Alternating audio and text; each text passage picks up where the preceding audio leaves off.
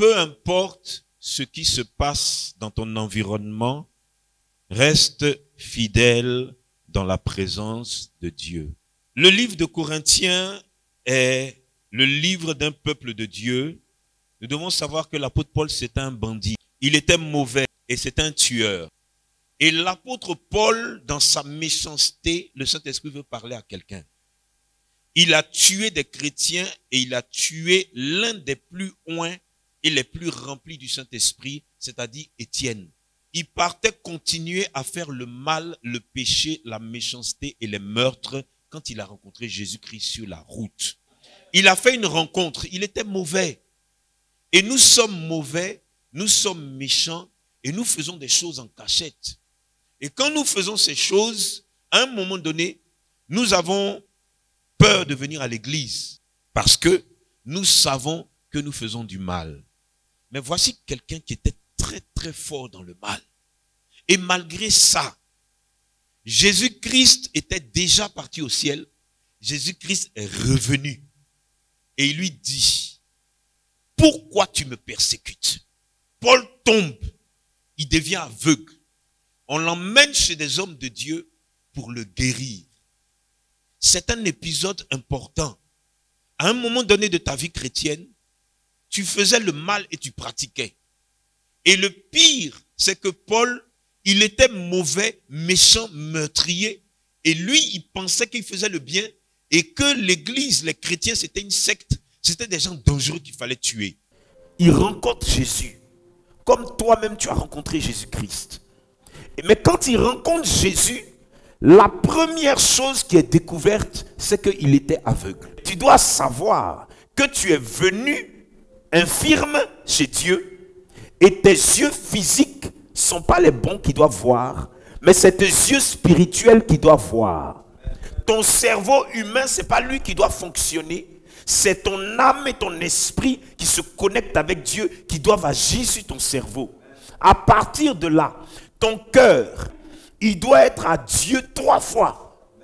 Corps, âme, esprit, il y a un cœur. Tout ça doit appartenir à Dieu. À partir de là, ton corps, ton âme, ton esprit sont en synchronisation, en accord pour marcher avec Dieu. Quand tu arrives dans l'église, tu es aveugle.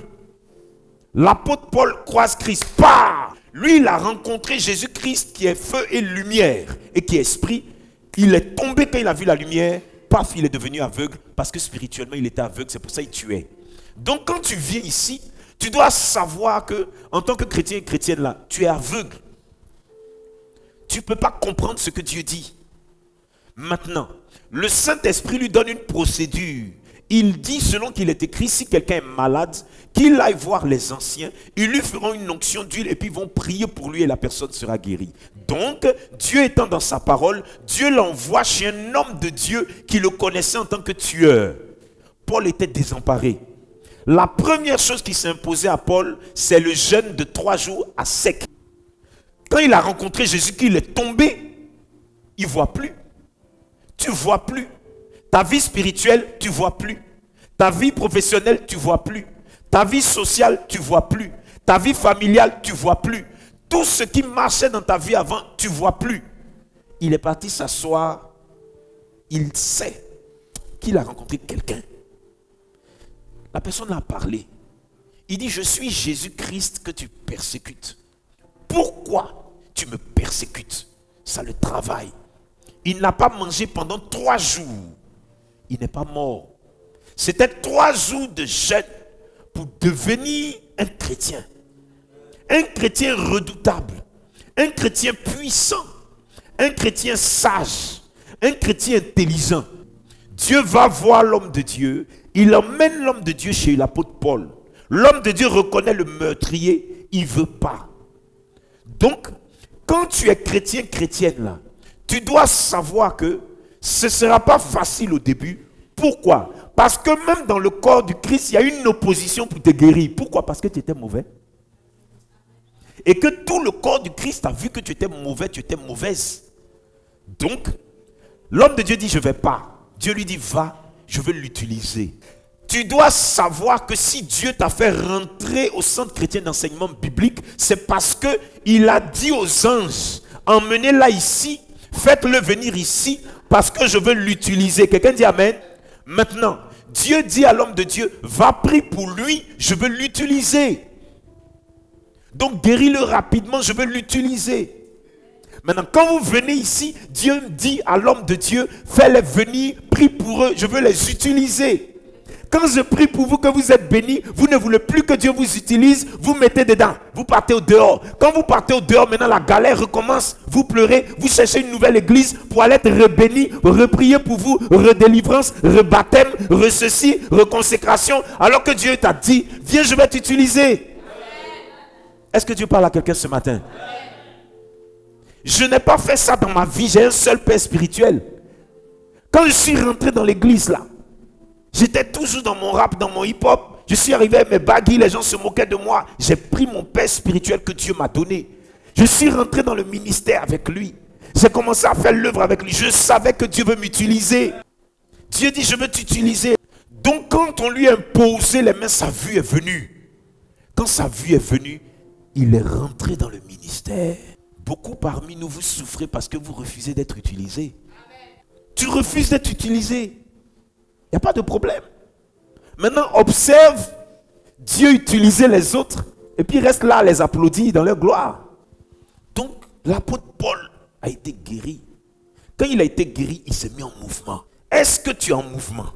Seigneur, je veux ceci. Seigneur, je veux cela. Seigneur, est-ce que tu es en mouvement? Tu n'es pas en mouvement, hein? Toi, tu es en mouvement, tu cherches ton argent. Tu cherches ton jet au dehors. Le Saint-Esprit te demande ce matin, es-tu en mouvement? Quand l'apôtre Paul est venu, il a fait 3 jours de jeûne à sec. Est-ce que tu as fait ça? Après les 3 jours de jeûne à sec, l'homme de Dieu lui a posé les mains. La vie spirituelle est venue. Il communiquait avec le Saint-Esprit. Est-ce que c'est ce que tu fais? Il s'est mis en mouvement. On lui dit, il dit, je m'en vais en Grèce. On lui dit, il ne faut pas aller, ils vont te tuer. Il dit, je m'en vais là-bas. On lui dit, je m'en vais à Rome. On dit, ils vont te tuer. Il dit, je m'en vais là-bas. Le Nouveau Testament s'arrête à Actes des Apôtres. Parce que Jésus-Christ est venu, il a choisi 12 personnes pour l'accompagner. Quelqu'un dit amen. Donc, toi tu es venu parce que Dieu t'a choisi pour faire l'œuvre de Dieu. Maintenant, à partir des 12, Jésus monte au ciel. La Bible s'arrête là. Vous savez ce qui s'est passé? Le monsieur qui était méchant, le monsieur qui était un tueur, à partir de Actes des Apôtres qui met fin à l'histoire biblique là, lui, il commence maintenant une nouvelle histoire. Il va écrire Corinthiens 1. Il va écrire Corinthiens 2. Il va écrire Galates. Il va écrire Éphésiens. Tout le reste de la Bible a été écrit par un monsieur qui était mauvais, qui était méchant, qui était un tueur. Mais parce qu'il a accepté de se mettre en mouvement, parce qu'il a accepté d'être utilisé, automatiquement, il a écrit la suite de la Bible. Qu'est-ce que tu attends pour écrire la suite de la Bible? Beaucoup pensent que la Bible s'arrête à Apocalypse. Mais qui a dit ça? Non! C'est parce que nous ne voulons pas écrire.